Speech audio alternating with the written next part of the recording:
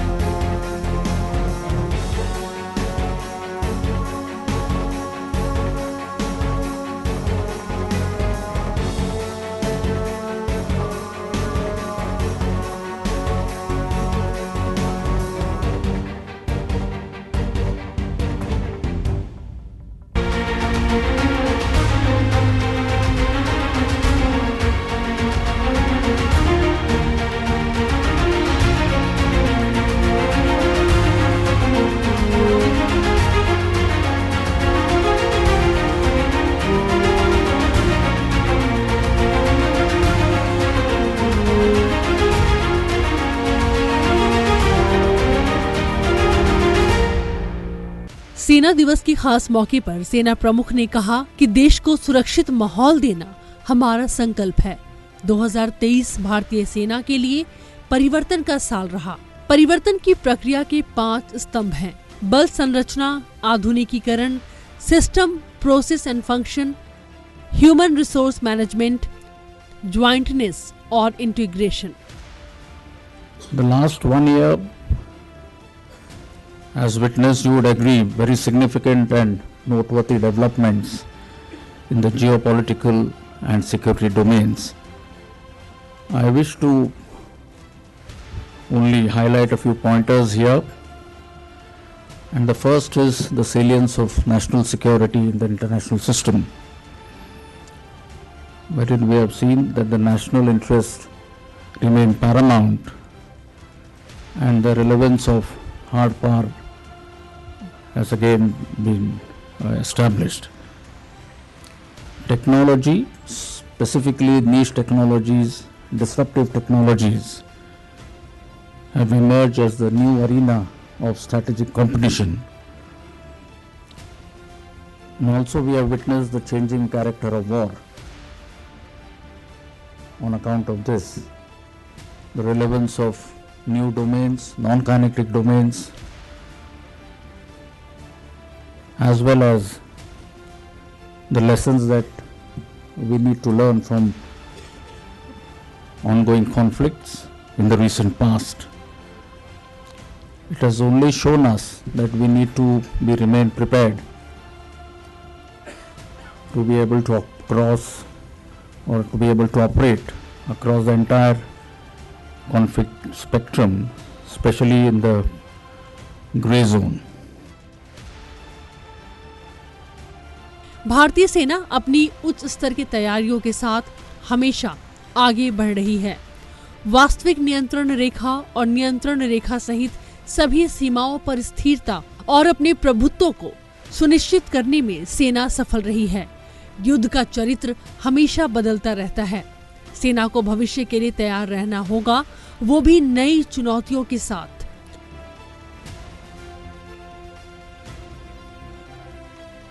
भारतीय सेना ने 2023 में एक परिवर्तन प्रक्रिया शुरू की थी, जिसमें अच्छी प्रगति देखने को मिली, जिसके बदौलत सेना को कई उपलब्धियां भी हासिल हुई हैं।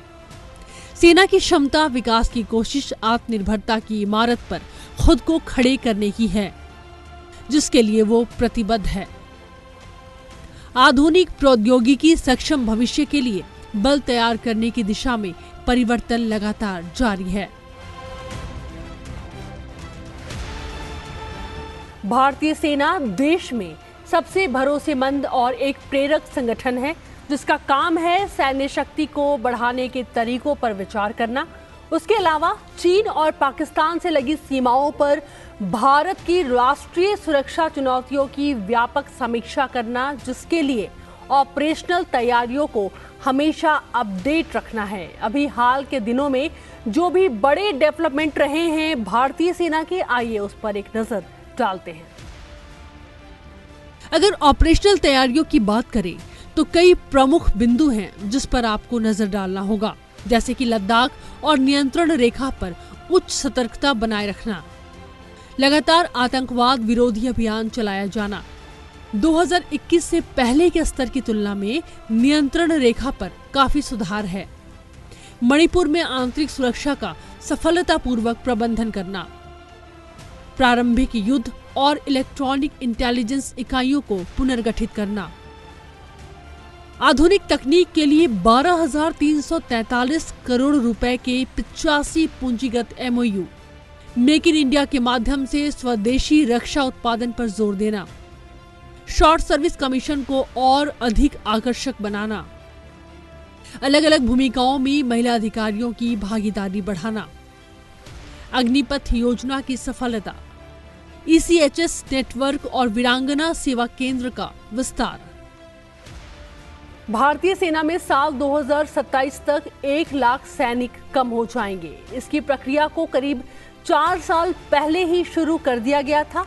उस समय संसद की रक्षा मामलों की स्टैंडिंग कमेटी को तत्कालीन CDS ने इस बात की जानकारी दी थी। सेना प्रमुख ने कहा कि सेना में ऑप्टिमाइजेशन यानी कि सही तरीके से पूर्ण इस्तेमाल की प्रक्रिया चल रही है। क्या है ये पूरी प्रक्रिया, आइए समझते हैं। ऑप्टिमाइजेशन प्रक्रिया के तहत कई यूनिट को कम किया जा रहा है, जैसे एनिमल ट्रांसपोर्ट यूनिट को कम करना पहले ही शुरू कर दिया गया है। अब एनिमल ट्रांसपोर्ट की जगह logistic drone, all terrain vehicle का इस्तेमाल हो रहा है।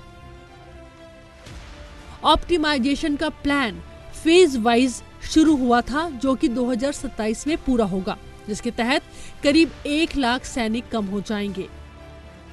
Optimization of certain legacy units, legacy establishments, their downsizing or right sizing has again been put in place, wherein I'll give you a couple of examples in terms of animal transport.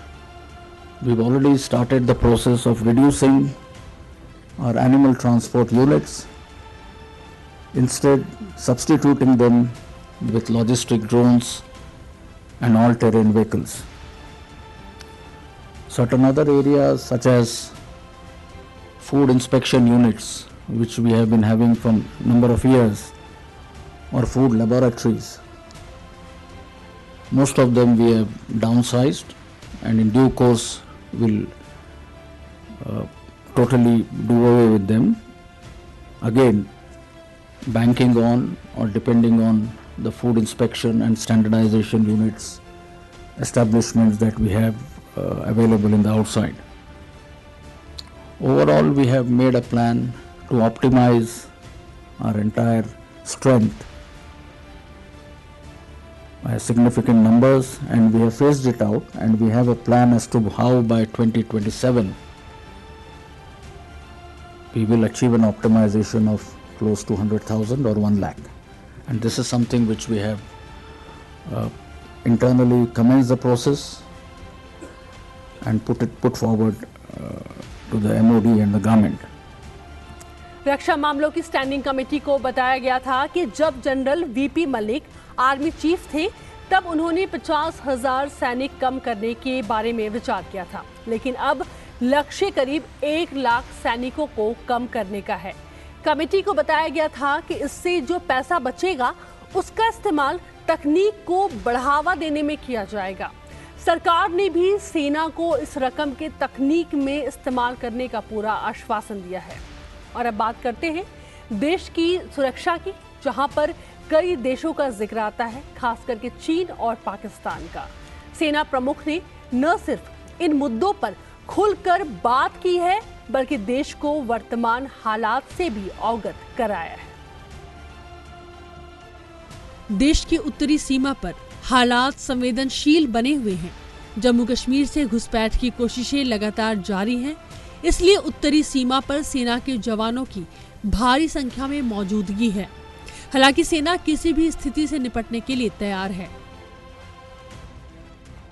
General Pandey ने कहा कि 2024 में army में modernisation किया जाएगा। हम नई technology को अपनाते रहे हैं, लेकिन इस साल हम और आगे बढ़ेंगे। सेना में आर्टिलरी यूनिट और इलेक्ट्रॉनिक इंटेलिजेंस सिस्टम को बेहतर बनाया जा रहा है।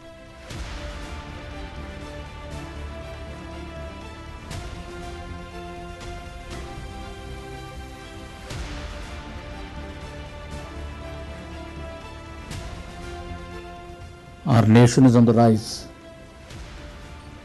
firmly on the path of progress, development, including in the economic sphere. And hence we as the Indian Army are fully alive of the imperative to ensure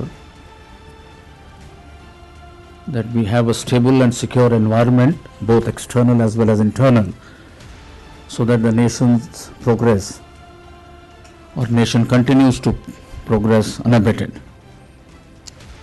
I'll start by giving you a little update on the current situation that is obtaining along our borders.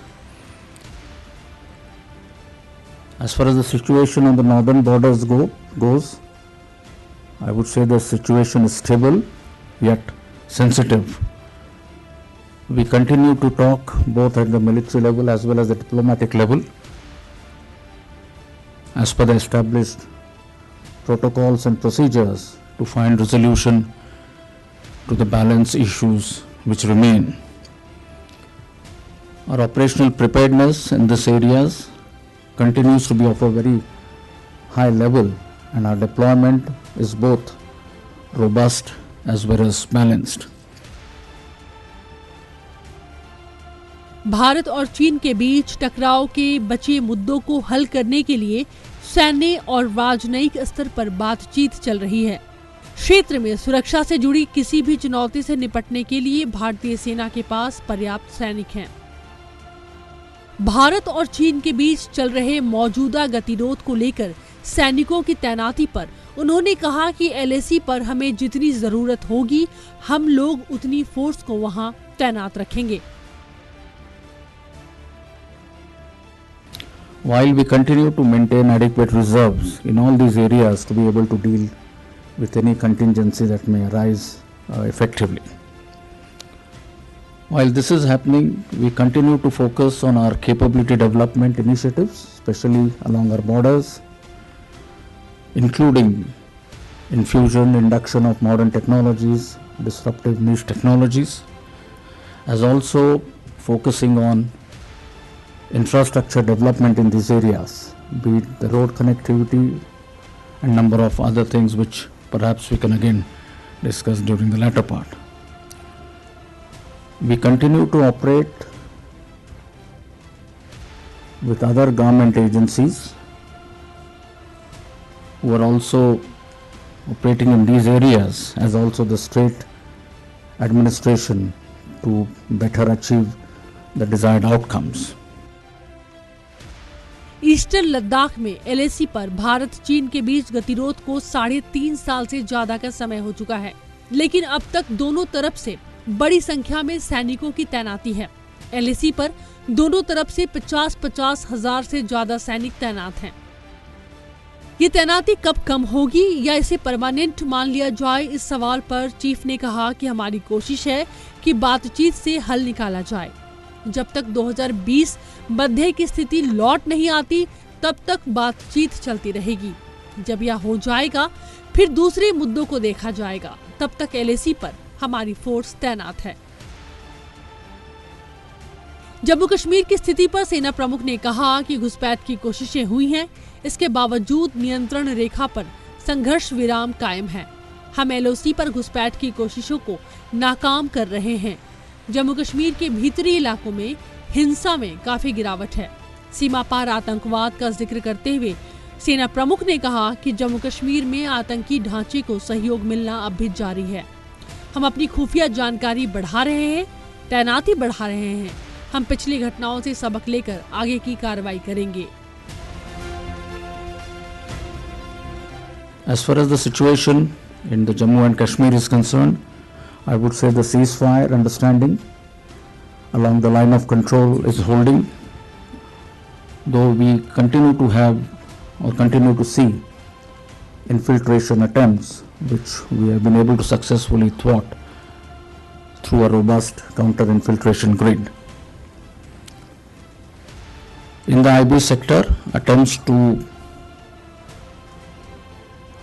smuggling narcotics, warlike stores through the means of drones continues. But again, here we have an effective anti-drone mechanism system in place. In the hinterland, the last year or 2023 did witness overall drop in violence levels. However, the area of Rajouri Poonch did witness increased in terrorist activities. The proxy tanzeems operating in this area, however, continue to get support from the across. And I would also say that the support infrastructure for the terrorists continues to exist there. But the overall rise in tourism figures, development in that area indicates of a positive change, and hence our effort has been to operate alongside other security forces, other agencies in that area to make sure that the situation is normal, stable, for these activities to continue. भारतीय सेना का प्रयास है कि भारत और भीतर देशवासियों को एक सेफ माहौल मिले। इसके अलावा देश आर्थिक क्षेत्र में प्रगति की पथ पर मजबूती से आगे बढ़ रहा है। उसमें भी भारतीय सेना की बड़ी भूमिका है। देश की प्रगति में मदद करने और आंतरिक और बाहरी दोनों तरफ से एक सुरक्षित वातावरण को सुनिश्चित करने के लिए भारतीय सेना पूरी तरह से प्रतिबद्ध है। सुरक्षा बलों के समग्र आधुनिकीकरण के तहत साल 2024 भारतीय सेना के लिए प्रौद्योगिकी अपनाने का साल होगा। इस बात का भरोसा सेना प्रमुख ने जताया। We have been able to induct some very useful, some new technologies. Most of them are already deployed in our forward units, our field formations. Alongside this was our commitment to Atmanirbharta, because that was a lesson that we drew from the ongoing conflicts, and I think that needs no elaboration here. Again, in terms of Atmanirbharta, we have made very good progress, and maybe during the latter part of our interaction, I'll elaborate on this. As part of our emergency procurements, we have been able to address, I would say, all areas, spheres or domains of warfare, right from mobility and protection, where we have inducted vehicles which can operate in high altitude areas and elsewhere, affording you better protection, giving us a better capability to be able to react quickly to any situation that may arise on the borders. बात अग्निपथ योजना की करें तो लागू होने के बाद अग्निवीरों के पहले 2 बैच फील्ड यूनिट में तैनाती के लिए पूरी तरह से तैयार हैं और इनके फीडबैक काफी अच्छे और उत्साहजनक हैं, ऐसा कहना है सेना प्रमुख का। इसके अलावा अगर बात करें तो महिला अधिकारियों को कमांड भूमिका में स्थायी कमीशन पर भी उन्होंने काफी कुछ कहा है। आइए सुनते हैं। अग्निपथ योजना को लागू करना सैन्य भर्ती की दिशा में अहम कदम है। इससे तकनीकी तौर पर सक्षम सैनिकों की सेना में भर्ती हो सकती है। साथ ही यह योजना सबसे बेहतरीन सैनिकों को सेवा में रखने में बेहद कारगर है।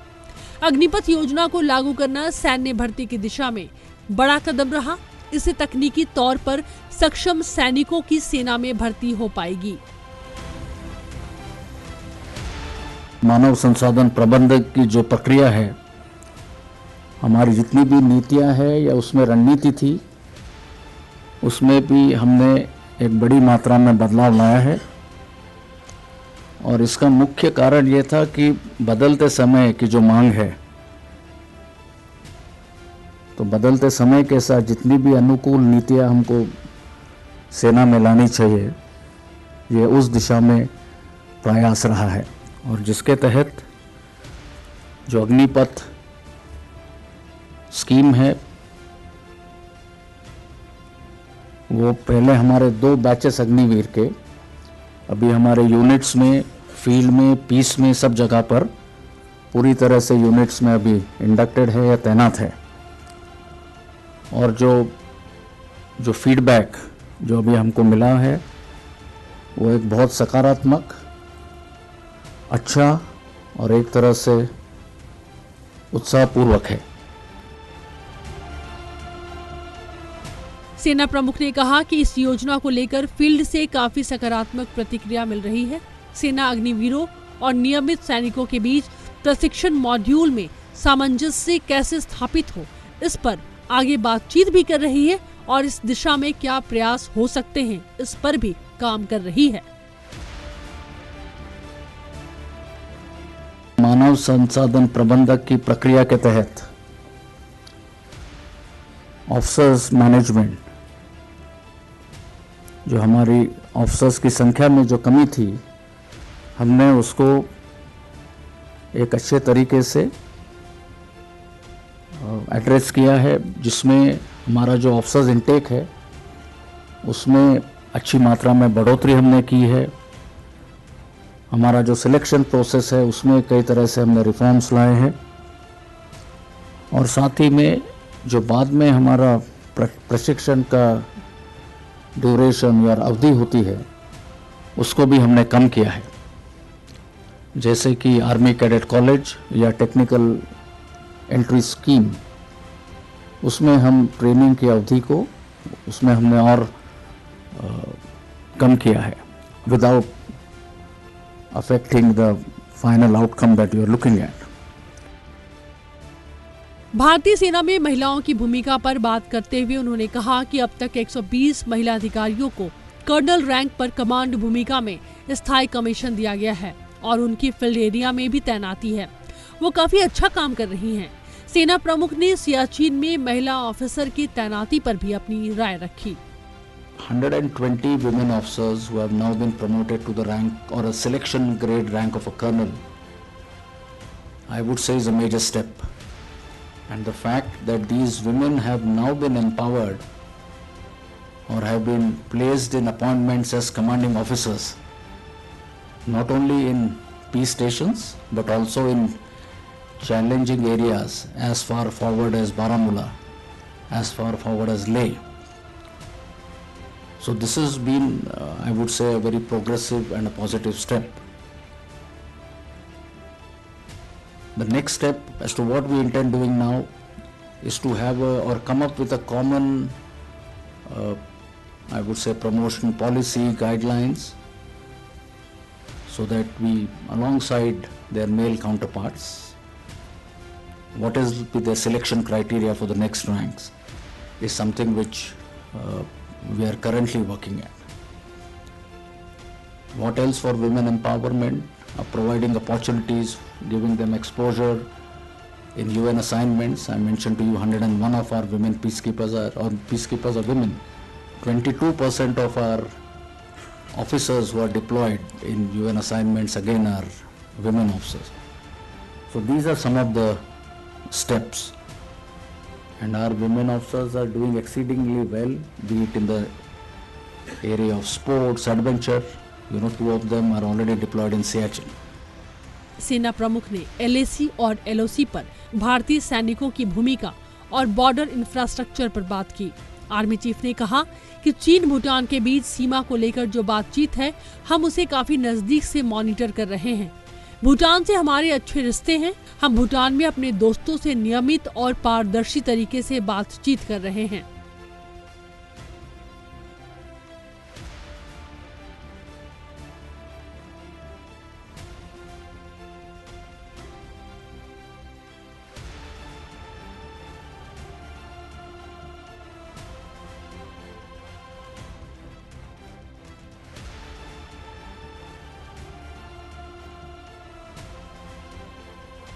सेना प्रमुख ने चीन के साथ सीमा गतिरोध के बीच मौजूदा स्थिति को लेकर विस्तार से अपनी बात रखी। उन्होंने LAC LOC पर सैनिकों की तैनाती से लेकर बॉर्डर इंफ्रास्ट्रक्चर पर भी बात की। चीन को मैसेज मिला है। भूटान चीन की बातचीत पर, इसके साथ ही म्यांमार पर भी भारतीय सेना की निगाहें किस तरह है, उन्होंने इस बात का भी जिक्र किया। आर्मी चीफ ने बताया कि LAC का पूरा हाल इन दिनों क्या है। इसके साथ ही यह भी देश को एक संदेश मिला है कि आने वाले दिनों में यानी कि साल 2024 या फिर इससे आगे भारतीय सेना अब केवल तकनीक के सहारे खुद को आगे लेकर जाने में विश्वास रखती है। आज के लिए सक्षम भारत में इतना ही। आप देखते रहे संसद टीवी। नमस्कार।